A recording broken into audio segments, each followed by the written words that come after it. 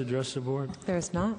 One thing, Dr. Harder, because I think it's important that we approve the resolution, but I want legal counsel to be, and because I'm not going to sit here and accept these kind of bullying comments from the type, they weren't at Akalani's last night, and I want to, if they're going to be talking about filing lawsuits and all this other stuff, I want to know about what we're going to do to counter that with abusive process or misrepresentation, just based on basically doing something to do it rather than any basis for it. And I want this board to send a strong message that we're not irresponsible, and I aren't going to sit here and take this childish behavior. Okay, these people they're not present, they're able to come, but it's the same kind of juvenile behavior that is really destructive for all we do. And I'm going to say, okay, you're new, you want to start down this path, then you want to litigate, we can litigate too.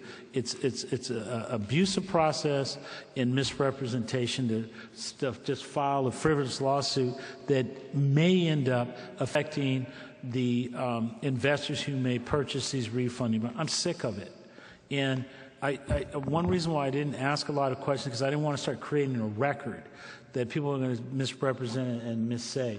I just say it's just not useful. But I'm saying if these people are going to make these threats, we need to have our legal, because we're the institution, because we can say, yeah, okay, we're also going to show how you manipulate, you isolate, and you selectively disclose. What other districts are you doing this to in Contra Costa County? Where else are you showing up? I want that person to put, because I want to know. He wasn't at Akalani's last night where they had it in their ballot language, saying they wouldn't issue debt above a certain amount. They did. He's not there. He's not there talking about he's going to take them to court to do a declaratory relief. It's just not acceptable. And we have to fight for our kids, and it's just really shameful that a group of individuals take one election and think that's a message that's being sent to them. They're just dead wrong. And so I want our Nixon Peabody to come in and write a letter to him and who else. If you're going to threaten the board with legal action, we're going to respond to you, and we're not going to sit here and just sit idly by and think you can do that. Because no judge is going to count. We have professionals here. They know what they're doing. I mean, it's just, and if he wants to bring his legal counsel in, fine. If they want to deploy their dollars like that, I got no problem.